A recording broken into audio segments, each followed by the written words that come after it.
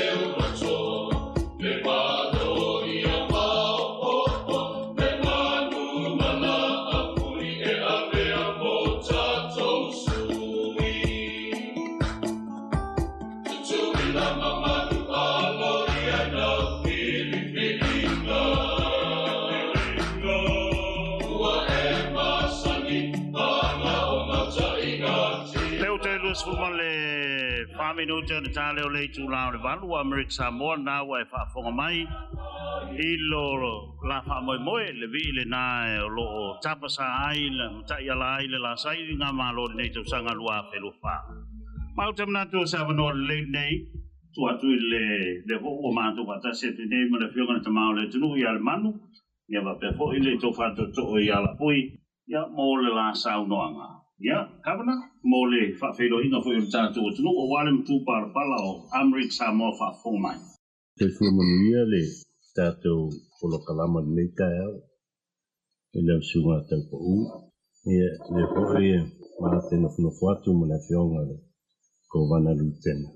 Ya fa felo I ma patalo fatu. Ele po ia ma le malu si o tato o tinu.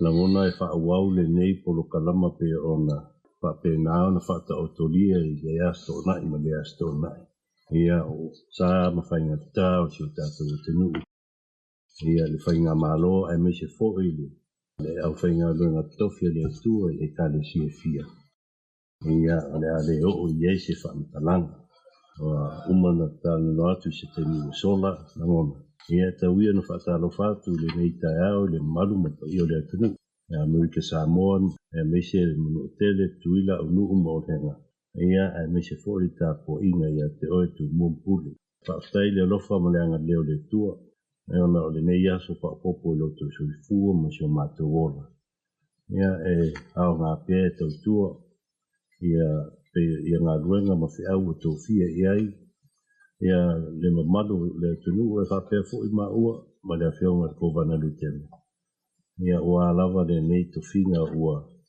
o to fa alo mai ai ia ma tali fai tau mai ai lo tato le faola ia fa felo ia tu I malu tupu mai ia me se foi le auto to uli ma au foi lo ia te mama tua tina ma tua ia ai me se uso mo tu fa fini te ngona fo io lo fa lo mai le malu le tunu o lo sa ili malo I fafo nga luenga me se a onga ia fa pena fo I la to lo tau sa ili so ani tu langa o malosi ia ma nga se o tino ia ma te fa felo ia tu ma le fionga ko vana lutena ia la pui le nei tae au alu leo se fa mtalanga ia alofa le tu o le nei aso ia alofa fo le tu I fuafuanga umo si o tatu o tenu ia nei aso tonai ia tua sapati ia o sapati fo nisi o to tele o lo ekalesia le lo tua spi o le atu le ngang fa stai tau ia te longona ia le anga tasi ale tu lao si o tatu fa moe ia faisina fita to te lele tatu mta upu o le a tātou tala noina i me iaso whaapai tele. Ia, nau whaafonga i tātou tunu, se mtu pala o American Samoa whaafonga nei tai au, sa o ngā po i ua tune iei le whiunga i Lemanu o le tamao le tunu. Ko wana fo i o tātou tunu o lo taita ia te sao American Samoa i le nei fo i vai tau. Ia, o te mnato ala tātou tunu tāngau le uwhia te mai tai e pe upo le tunu, la tu sao lor tātou por kalamel nei tai au i mata upu. E au na tātou soalau pule iai le nei vai aso. Kawana sa tātou wa o ina mai i a tātou por kalame o tua nai. I le talanoina o mataupu po issues tau i le soifua maloloina. Le taimina ulu whale mai ai le i te tonu o le whainga maloma teita ia le whainga maloma i le sotolu i Januari lua wherua tasi. Te ia pa ia mai le asole nei. Nā o ina mai ai tele o tātou pokalame i o mai atu. E te whaisi tele o whaapita uli ma lava singa sa rua whengai le amatanga o no whainga. Amata mai na ua taunu mai, o se taimi leanga, taimi o poviti. O le taimi hoi leo matua whale tonu a foi le economy o American Samoa po te mau aina. E mwhai al whai sau rua sa uruanga Lemanu mana apui whafonga le ala tunu. O le hale lua me to tia. Mai le aso tolu i Januari lua wherua tasi o mai le aso. Leo lo mawhai ai o na mamau bea lango o le sao American Samoa i le tu tau i te mau aina. Lan tulanga nei te mau ainga le tunu i le nā taimi. A le lau rua a wala sa whai. E wha sa o ai matau fwe uli mai le sao American Samoa o mai leso nei. E whaftai atu le fsiri lau siunga tau pa u. Se taimi o na sao no fwoi leo le whionga al kovana lutena. Ia au te langona fwoi le neita e au le tātou amatanga. Ia tau au na tau wha amanatu le whātau sanga o le a whamai atu. Le nei lata e au, lau sunga tau. E se i toi tala noa mai ai tua i lona amatanga. Ia o na whaawau mai ai lea i le nei taim. Ia ma fuafuanga whaata oto, fuafuanga fuafua o lo i ai. Nā longona ina uma le whainga tā, sa whea ngai fo isi o tātou tunu i le vai tau, i le tūlanga o le poviti. A fia i wha mai o le povitis furuiva na fia le lalangi le na o tātou i American Samoa. Tau fio filawa i le luas fulu maliva ma le luas fulu.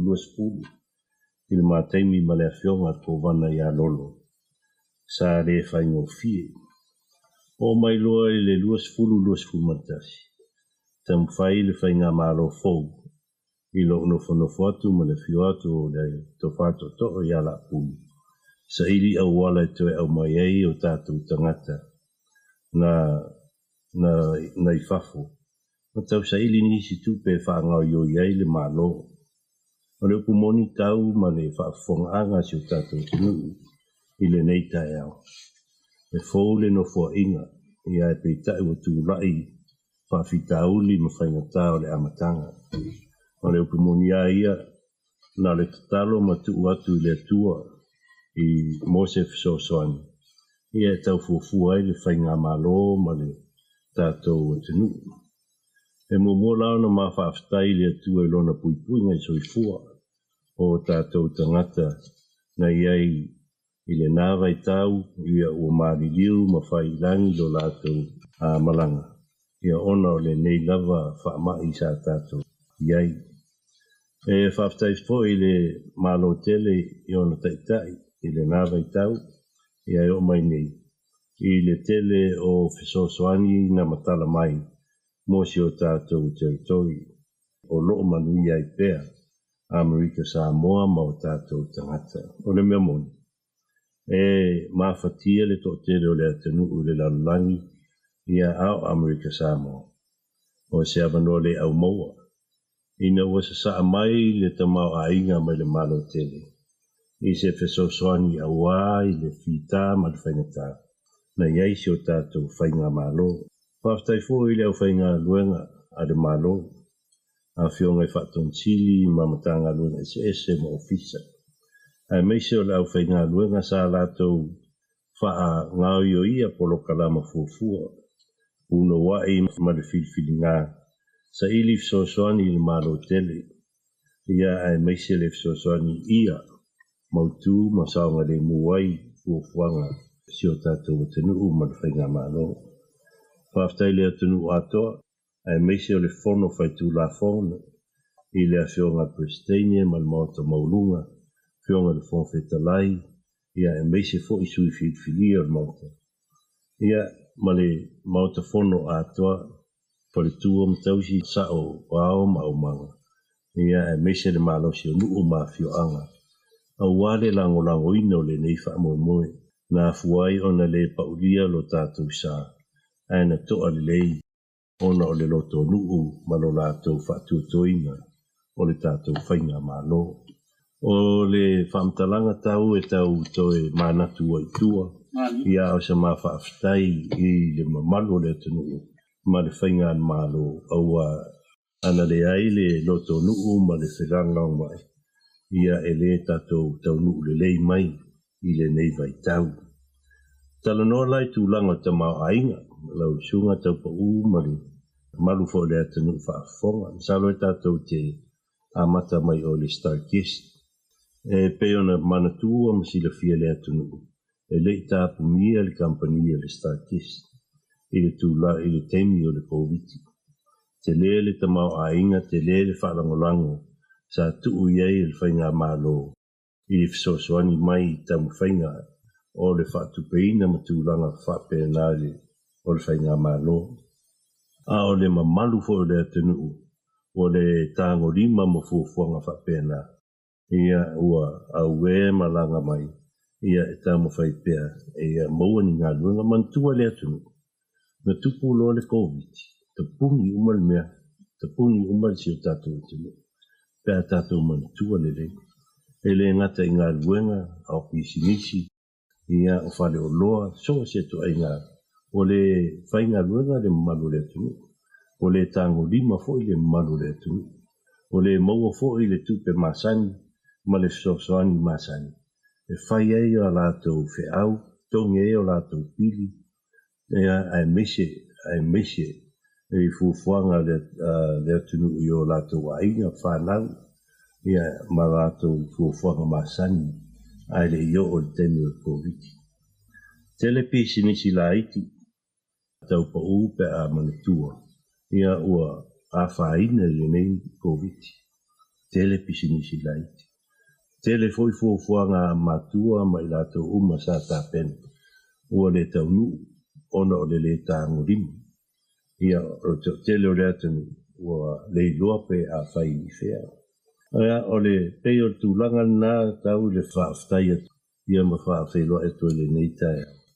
Aua o polokalama uma ia na fuafua ia ili maa lo wha maite.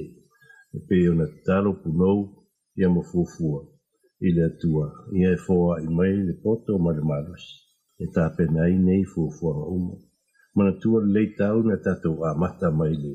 E le polokalama e tau le pua o le Program for Unemployed Individuals. O le tōtele o tatou le atu o le mwhai o ngāru. Ia na mauaina lea tūlanga fisoswani. Na fua i fua, awe fua, te tongi. Ia ua lava le tamu whainga. Ia mauana ia lato fisoswani. Ia e meise ta mau ainga e wha awawai so i fua maloloi. Nai o lātou walo, ia manai o lātou ahinga. Au le me moni lava pe o na tala no atu, ia pe fo o na watu le anganga o whaaftai le nei tai au, ia i lātou uma sa tāpenaina le nei fufuanga. Ia e tau ili atuana i mea le anga ua, whaisi na leva. Ia a lea lava e tau manatua, wha manatu mai e le whionga ko wanu tena ma le malu le painga maro. Ia i ngā tūlanga sa iai. Ia, e masalo se i sau no atu lea whionga ko wanu tena. Ia on tau i ili atu i fwela ia o whata o tonga o tūlanga se leni. Ia na whape nao na whaasoa. Te leni mai malo tele. Ia e meisele soani tele mai fwoi. Ia o le malu o pisi misi sa mwhai o na tātou whaawau. Ia i le nāwai temi pe o Starkist. Ia manai pisi misi la iti. Ia si whamtalanga pupu le tau, ia tau amatai. ia anga toe maua le se avanoi tātou tānuanga whaafitai. Ia, tamna tō la no lene lau talenga la pui e te sau noi foi whaafonga tātou tunu. Me se foi nei ta mama, tina mātua ma tātou tunu lo fia whaafonga mai foi lo tūfonga nei taia. Ia, sau whaatalofa ia ona e sau no sao lo le tātou tāupu mua i le economy. Ia, masina whaapulanga foi mo i tātou e le māmalama ma muli mo tai tātou ngana. Whaftai mo le avanoa, whaatalofa atu i le paia ma le malu o le tātou atunuu. I le neitai au fau te amanuia i le lofo le atua. O le anganga whaftai wa whaifuron tātou au lia mai le nei astonai o le lon tolu ai leo tātou polokalama. Pe ona whailo atu e le sunga a taupa ua le tātou mta upu leo o tātou talanoina nei aso. O le tamau ainga, fufuanga o le tamau ainga o American Samoa, leo tātou amata mai i le amatanga i le vaitemi o le COVID-19. So I'd like to say greetings and talofa to all of American Samoa, especially our non-Samoan speakers. Again, our wish is that eventually someday we will all be speaking our native language, so we don't have to do dual languages. But I am pleased to be here today to talk about our economic forecast and economic summary of what has happened since we came into office. As the governor has eloquently stated, we came into a difficult time in the middle of COVID pandemic worldwide. There was economic havoc all over, not just here in American Samoa. So the focus of our administration economically was to try to maintain the economy of American Samoa so it doesn't fall into an abyss and becomes difficult to recover. So the programs that the governor put in place were programs to allow businesses to survive and to allow the economy to click, even though there was a big danger lurking out there in terms of, the danger of COVID. People were afraid to go outside and afraid to communicate, and there were regulations put in place to make sure that we were safe. So there was a balancing act going on. There's a lot of fear. But these are let me just run through some of the key programs that Governor Lemanu and the administration put in place to help save our economy. The biggest thing is that keeping StarKiss open. We don't fully appreciate the impact of StarKiss into our economy. It's humongous. And so keeping StarKiss open, it also happened that the United States government relied on the products that StarKiss was making. So from a little island in the middle of the Pacific, we became an important part of the U.S. response to COVID because the supply of products from StarKiss was critical. We received critical funding for the Department of Education, which in turn allowed us to update and allow the online teaching, as well as building infrastructure to protect our students when they go to class. Couple of specific programs. The governor authorized the Cash Assistance Program.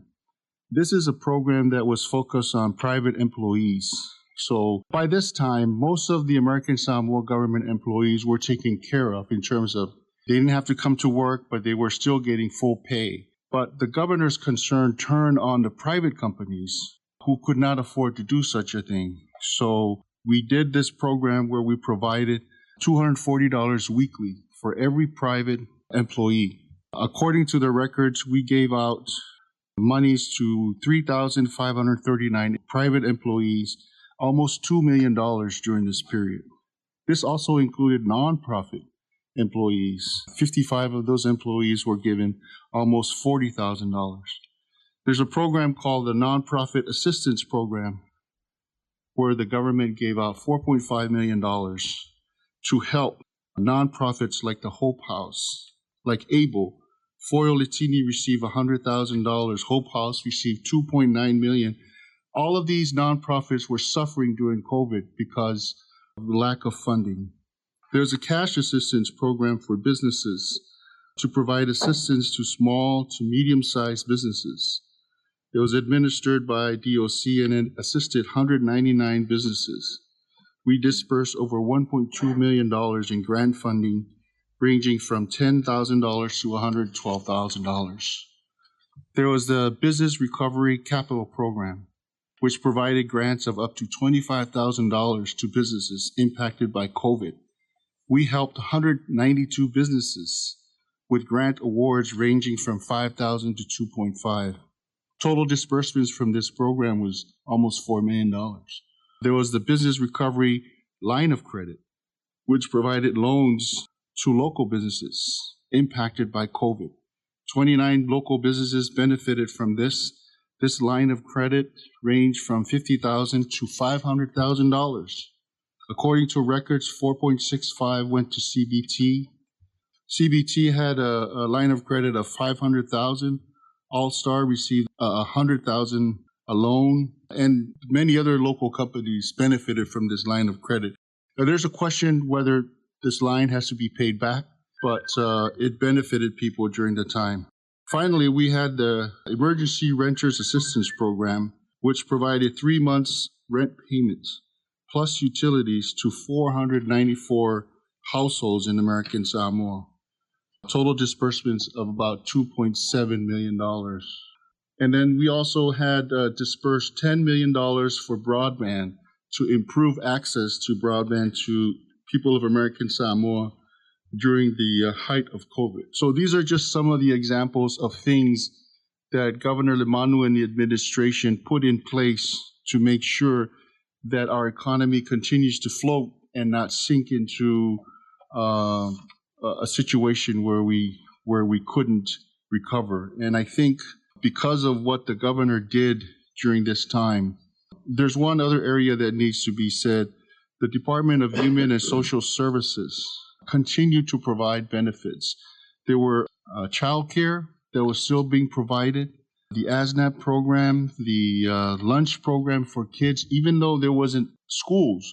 The DHSS provided electronic benefits transfer cards that allowed our students and families of school-age students to continue to get the food they would have gotten if they had attended school. In all, at least during the year of 2022, when COVID finally arrived in American Samoa, the Department of Human and Social Services dispersed over $28 million in all of the services they provide to the people of American Samoa. So again, we were fortunate to have received significant funding from the federal government, but this funding didn't just sit at the governor's office.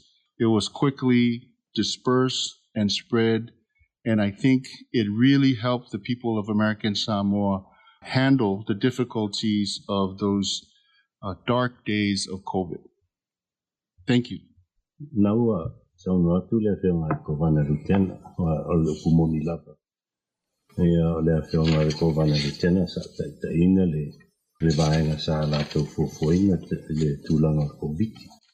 Mai manino fo ile sa noanga ia au tu o le whaangaina fo e seleni o te tangona lava ia o leia fo i ona whaamanino le tele o vaenga ia e pei fo i o ma reporti e avele i mautafono pei ana talano atu o le peia o le amatanga o no fo inga ia sa tātou whengai ai ma le whaamai o koviti umoni ia ma whaamaumaunga ia se laus fufa miliona au whainga sa whapena ona tu mai le tātou whainga malo i le tenu o koviti.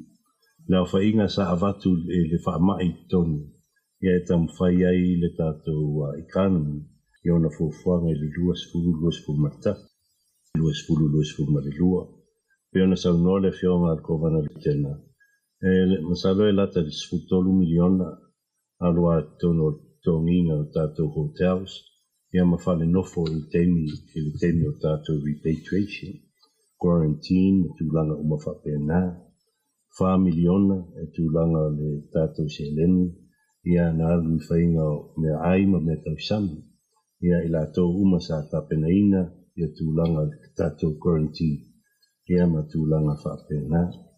Na masalo e lata le 5 miliona, nā alu anga i pasi ia meise ia taxis ma vaenga uma sa whaangaina le whainga malo.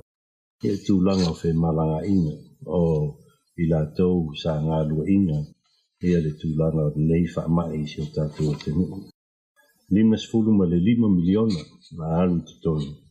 Ia alu sa o lava i a ina. Ia e meise tangata to tasi mo pisi nisi. Ia ua lava tamu whainga.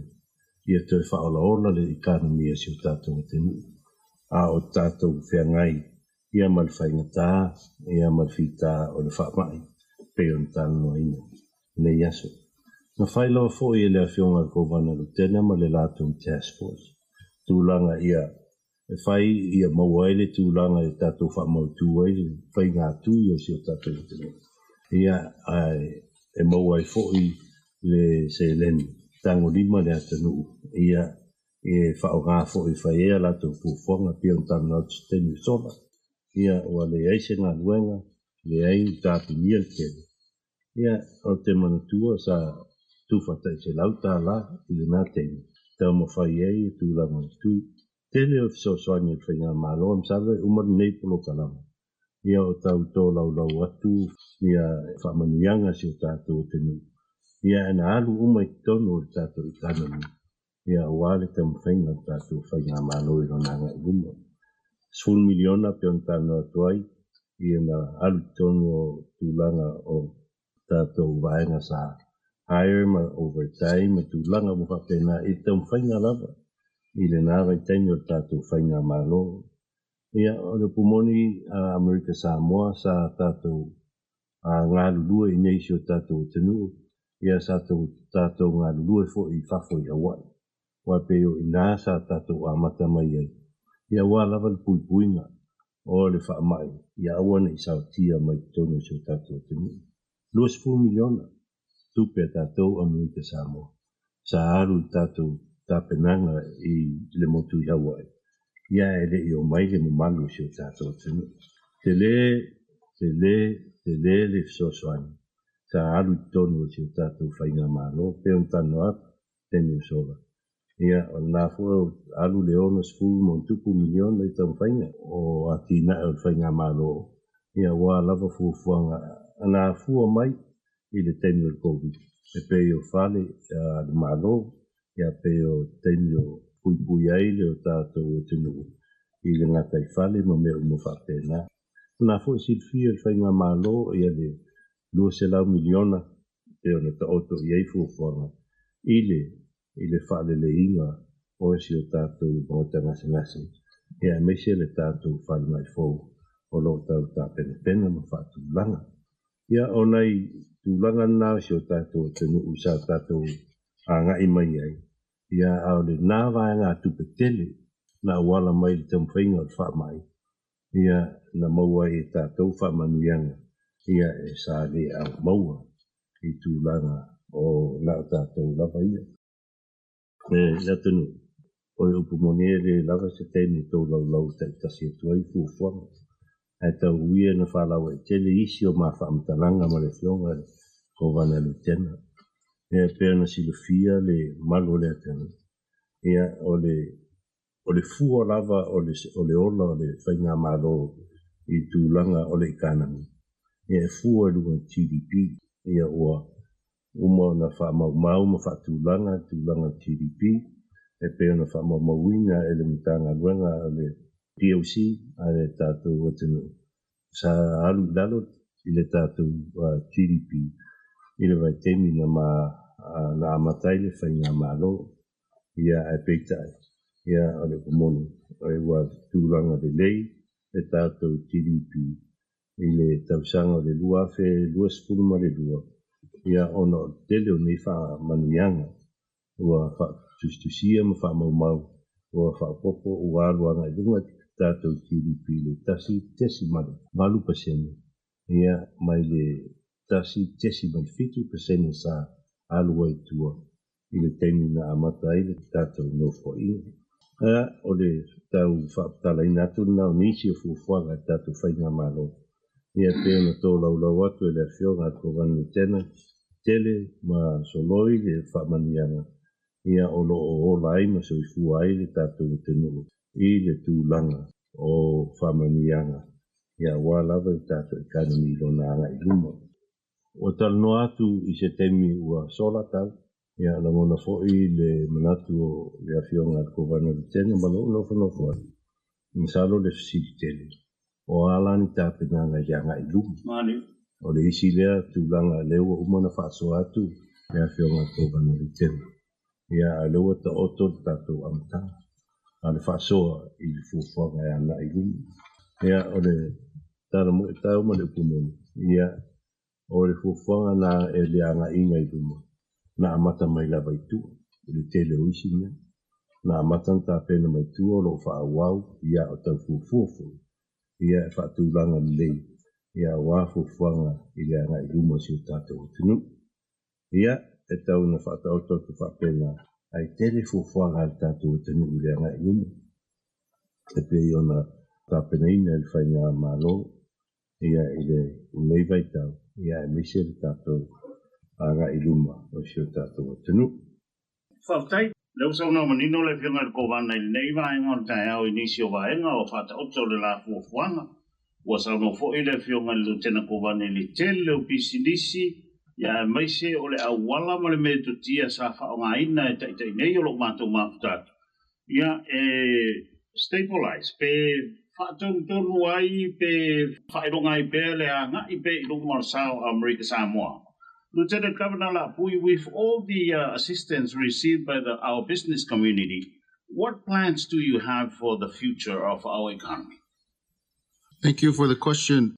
First of all, let me just close out the COVID era by reminding everybody that the government issued two reports, COVID annual reports in 2021 and 2022. These were widely dispersed, but if anybody wants to have another copy, they are free to contact the office and we will try to make sure to provide them a copy. It contains the whole history of the COVID funding and the COVID spending that we had.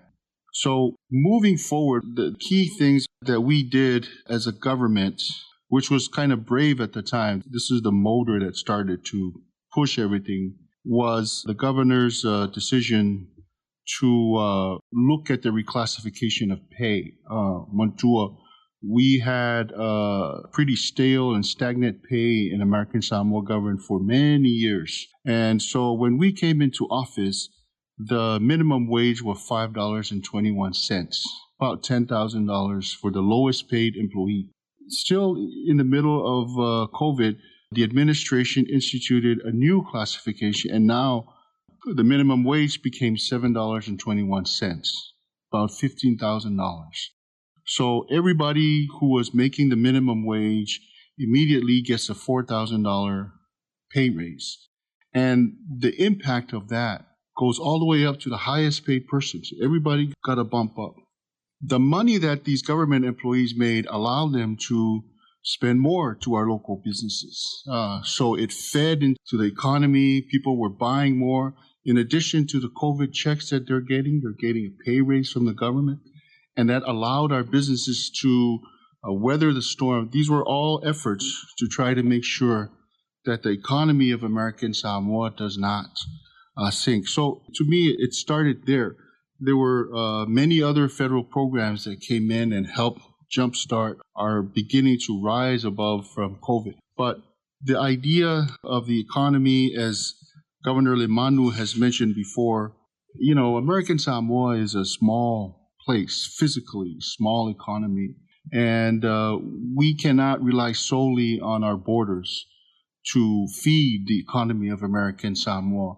We have to look into exports, manufacturing things that could be bought by people outside of American Samoa, services, products.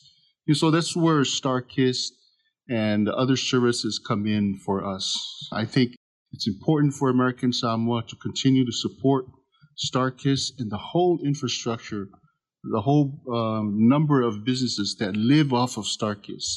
But we also need to look at new industries. And so the governor has focused on building a digital economy, starting by building the Innovation and Technical Park in Lions Park, working on developing the workforce of people who will have the expertise to provide IT services. One of the interesting programs that the governor and the Department of Education are working on is providing a curriculum so that kids starting from class 6, maybe even lower, can start taking IT courses. You know, we require our kids to take math, English, and science. Most of them are not going to be English teachers. Most of them are not going to be doctors growing up, but we require them. IT is so critical in today's environment. Why don't we require our kids to do that? And so I'm glad that the governor and the director of education have worked to implement that program. So now our kids will have the opportunity to work in that really critical business. There are other areas, tourism that we're working on. The health industry is another big area that the governor is investing in. As you know, we are building a new hospital, which will be a specialized place. We are working with Medicaid to expand our services to attract more doctors to come here and become Medicaid providers. One great example of that is recently Dr. Lalawasi Betaya opened her own eye clinic. She is the first individual provider of Medicaid services in American Samoa. We would like to see more doctors like Dr. Lalawasi come here and be qualified as Medicaid providers so that we can continue to expand the amount of money that American Samoa is qualified for under this program.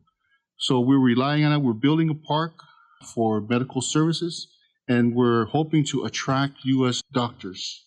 The medical plaza that we're building along with the new hospital is part of that idea of the governor to provide and to build the health services.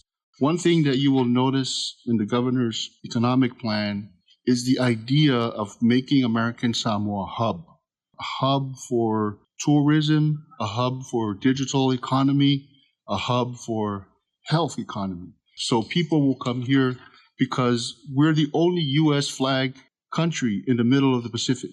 So if they want U.S. products, if they want to go to see a U.S. medical doctor, they would come here.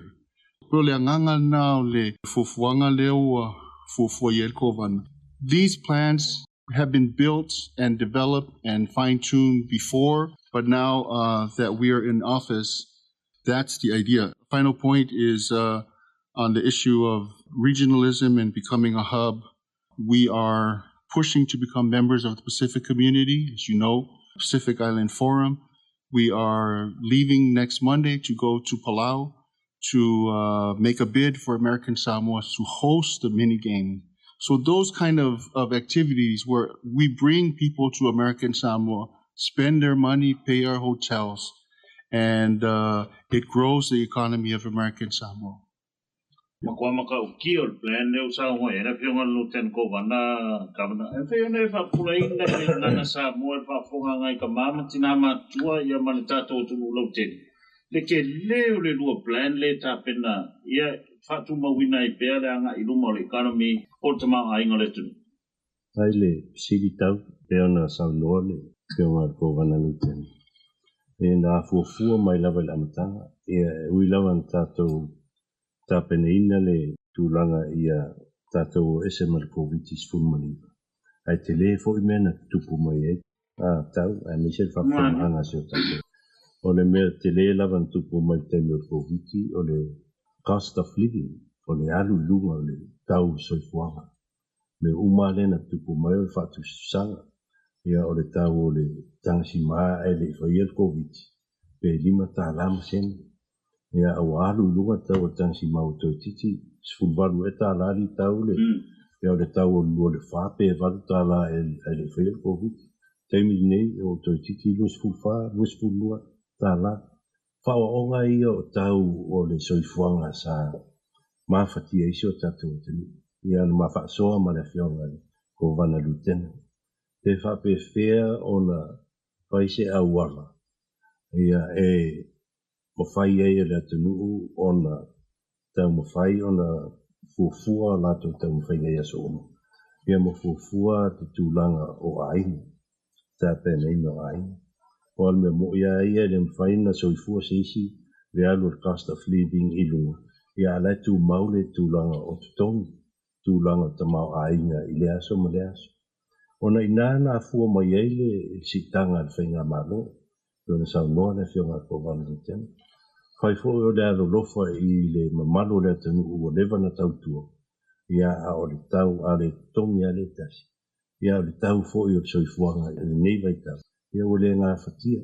Ia e le tele whala vlade tūlai mai ai. E tūlai mai ai ua sua isi au wala. E le atunu e mawai o lātou tupe ma o lātou seleni. Ia o le mea tau pui a lawa tātou. Ia ma le mea vave o na sa wai le nātūlau. Ia na e tātou tilfia le pa ia ma le malo le tenu. O le mea vave o I le fuala au whasaina. Whai tūlanga e a whaina I le siusio manga ma le tātou tamu whainga. Ia nofo le leili tio tātou o tenu. Ia manai o lātou aina. Le upu foi lele tau whai mai whaparangi the power of purchases, power of spending. Ia ele mwhaina whaile nā whatūlanga le nā fufo. Ia ele tango riba le malo le tenu. Ia le melna, I maua asoa ma le malama ma le whionga le kovana lutena. Tu pe lima o le sio tātou o tenu. Ave ia whaavai lātou. Ia e o lai le kana, e wao tupe ia watu le mamalu o le whainga malo, le au whainga lo. Ia me se fo ia tua. Whai ea lato whaatau, whai ea me uma ia o na whai ea lai o fufuanga le private sector lato. Ia mau o loa I fo ia le mamalu o le private sector. Ua pe whapenale, whainga o le tato fufuanga tau, e o natasi lava le private sector. Ia ma le whainga malo I sa ilinga. O fuafuaga wale anga I luma si o tātou tenu. O inana tūla I mai le anga I le peon tano atu le whionga ko wanu tenu. Whai o le lofa ia whai fōi. Ia o le tina inga e tau na whai se suinga I si o tātou tenu. E le whai ngofi si tanga tau. E le whai ngofi e le anga e whai fōi o tau whaasoa le tūlanga se lengi e whai ngā malo. Tō tele fōi nisi. O le business to the private sector. E le I fino ngalo. E whai sita. E whai mai a si ilunga malo. Tau fo ina si ilunga le private sector. I awaine I tau mawhai o ese ma private sector. E mai toro whai ngā malo. I ana whai an ma ua whai unga ma le whionga ko wanu tenu. Tāra sia sau aso. I au tau fufu whapena le private sector. Na whai a le sitanga. Ia e tau fsausonia toa lava le whainga malo I tātou private sector. Ia I tūlanga fo o la lātou tamu whainga leanga I luma. Ole, tūlanga nā sa amata mai ai, ia tā pena sitanga, ia tau si ia. Awe fo I nā fuwhanga ma me toi tāna, li mai si o tātou te. Ia a wātau sino nei o lātou ainga. Ai ola ma soi fuo le le iai, ia le whainga malo. Ia te on tānu atu le whionga ko vana lutena. Tā penaga na leanga I luma ātau. Pēona sauno atu le whionga ko wanu te. E le ngata I a onga. A onga ia o le lumanai nā whanau. Le ngata I si o tātou tunu.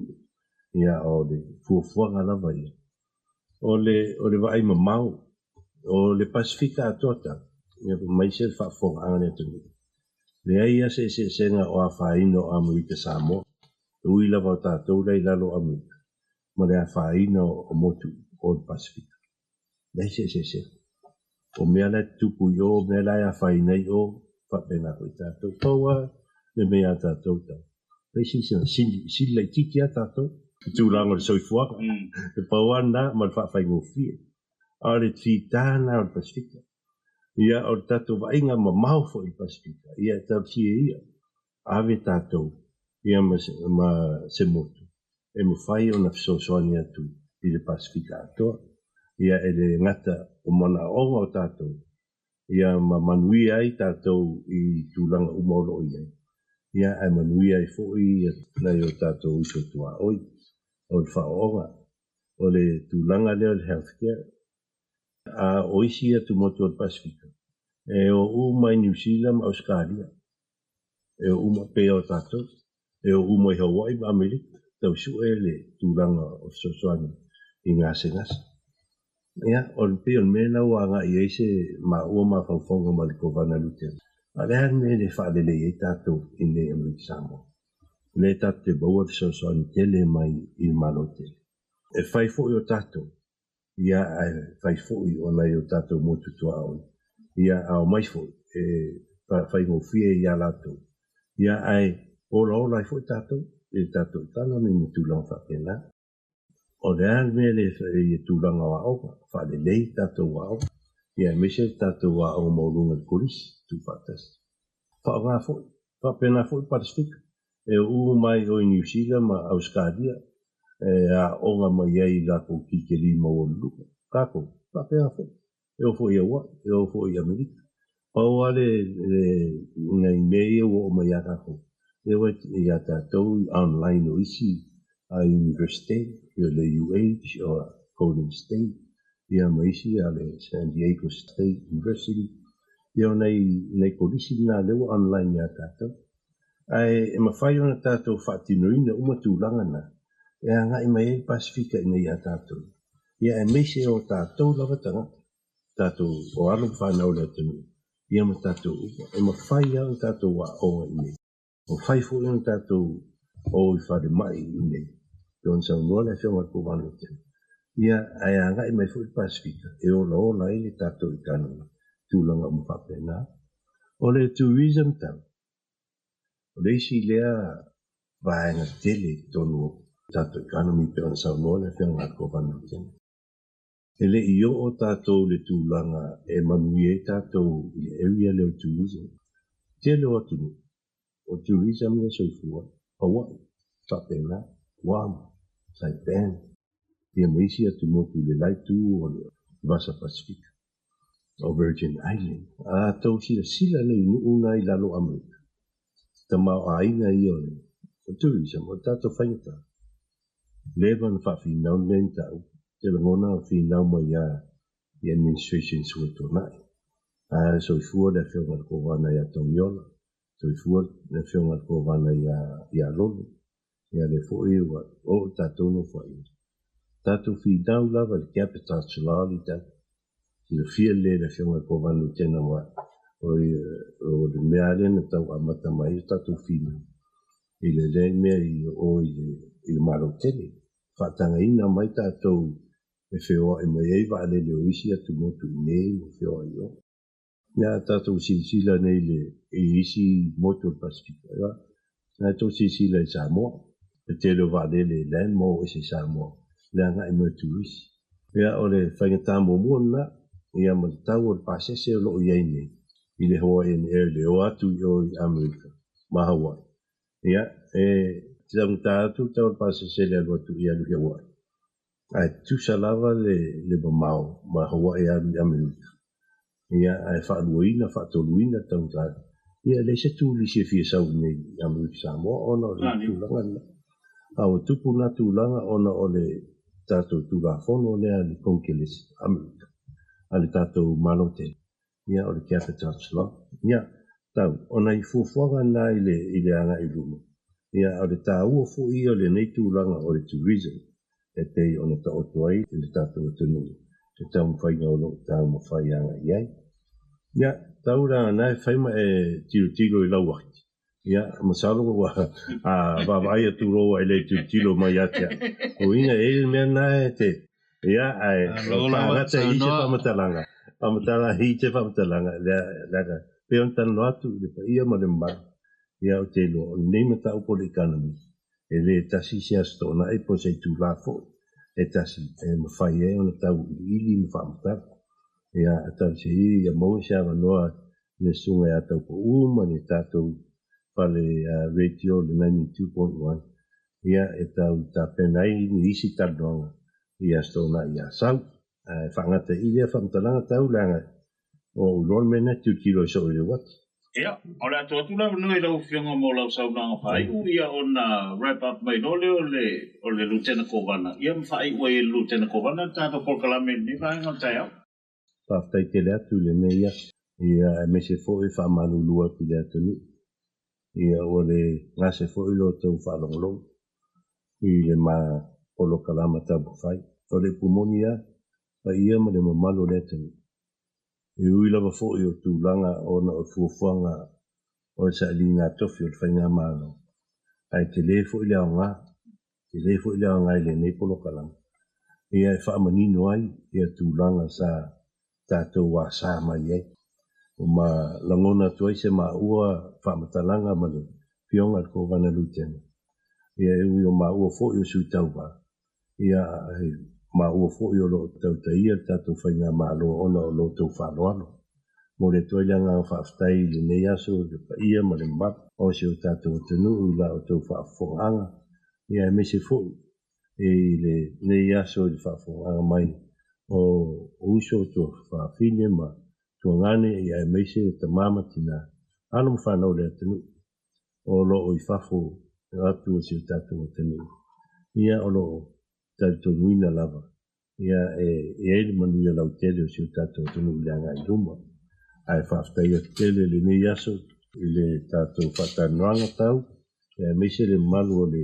pale leiti o ia wale whaamoimoa ngā peo ta oto ia sa wia le malama sa wia le asto na ito e tātou wheloa i fo i le lofa ma le anga leo le tua ia e manuia fo i sa pati le aso atai au ia manuia fo i le malu le atanu o le lato i sa pati le aso le nei whaaftai ia lau fionga Lieutenant Kovana lau to varte o to la pui ia sauno ia o le ua polai pe ino longona fe fa dia ini sem ta ko man sauno el Kovana ma e fa pula fo ia mai ana ia na e tapni alo ia le ole tato por kalama wal fa fo mai tuila manu Whaftai tau pau ia le malu o le tātou atunu o le nāua sauno atu le fionga le Kovansili o le tātou whainga malo ia ma o ai uli atu fo'i ni manatu a wale ta inga o le tātou whainga malo ia te tonu o le nāua wa lava tā ofso ma le nā fo'i whaasoa le nei aso au te loa fia mamalama atili tūlanga o le whaamwe moe a wā ia fuafuanga le fionga Kovansili ia o lo o maua i upenga te whailangi ia le whaamtalanga atoa o le whaamwe moe mo lesi whātau sanga o lumanai ia whapea foi a manaumia ia a fia mai le tātou ofisa i matuu ia o le a whapea naona maua toi foi skopi o le economic plan a lana fionga ia ma le tātou whainga mālo. I want to address our American Samoa people about what I see from where I sit as a lieutenant governor about the challenges that we have encountered coming in and what I see in the future under Governor Lemanu's leadership.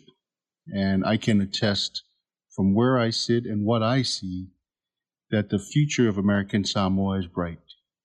I truly believe that. The investments and the work that Governor Lemanu has put in, not only in what you see in the roads and seawalls, but investments in terms of work development, investments in terms of future planning. I see a governor working day and night to move us into a new space, to turn the chapter on old politics, old ways of administering government into a way where we lift everyone up, not just the leaders of the Fono or the leaders of the chiefs, but everybody in American Samoa, including our visitors who are living with us, non-Samoans as well. And that gives me hope and gives me encouragement to continue to do this work. I know there's lots that can be said about how certain things are going to be, should be done or would have been done. But the fact is, Governor Lemanu and the results that we have been blessed to accomplish these last 3 and so years speak volumes about his leadership. And American Samoa, I don't think this is the time to change captains. We're at a critical time of our continual growth, coming out of COVID and all of the things that we encountered. We've laid down the foundation for American Samoa to really grow in the next 4, 5, 10 years. If we alter that projection by altering who's going to be heading our government, I think there will be serious consequences to American Samoa. None of this is possible just by ourselves. You know, the help and the prayers of all the American Samoa people and the blessings from our God in heaven makes this possible. So I just want to close by saying that the troubles that face American Samoa are so difficult and sometimes overwhelming. But I see in the current administration a real effort to turn the page, not only Governor Lemanu and myself, but we are blessed to have directors, people, advisors around us who are committed to making sure that American Samoa continues to grow and becomes a better place for all of us. Ya o se whamtalanga upulina e wha umai foile tātou polokalame le nei afiafi American Samoa e se whamtalanga ua pao papa I lau whafonga anga. Ya malu ave whale lo finangalo o le tūlanga o le tātou whamuemue ia o le anganga ina ia malamalama le tātou atunu I stautuanga ua ao iaila na fionga le kovansili ma lo vai vai. O le upumoni lava e leo maua e whaia tō tasi nei fuafuanga. A iai lava lo tali tonunga o le ngālulu e whaatasi o tātou American Samoa ia e manuia e le tātou whainga malo. Anu te leina nei aso mona fuafuanga ia tātou tō e wheloa e fo I le aso tō nai pe au lia tuailo tō soifua ma leola. Tai. Aftai, leo sa noa le fionga lutena kovana tō whato tō I ala pui. Ia te puni alo ia tātou por kalame ia o nai vaenga tā ua nai pe ento e mawhaina sa unua ngā la pui I le la taita inga I la tunu I le nei taimi. O lesi vaenga pitu sidin tā ua ia o loo iai la fo inisi o loo manatu o loo whaito tasi e le fionga le kovana whaai unga umane ia ai le tātou tilo leo tātou mori mauta e au nei e le ai o le teamwork lava le mea mai le amatanga ia maa o le unga e fo ila na o tātou por kalame whaaftai mo le nei ngā luenga ngā lue whaatasi, le ngata I leo si o lua kapeneta. Ia wai peia na ona fronte o lua. Ia al kapeneta le tua atoa. O le whaangai o inga o lau lua teita inga. O le unga nā tātou por kalame American Samoa nei tai ao. Tato ngia whaapitoa le komiti. O lo lango ina le toe Filipinia. O le manu malapoi mo le tofi o le kovana. Ma le lutena kovana. Manu ia le nei aso. Tofa soifua.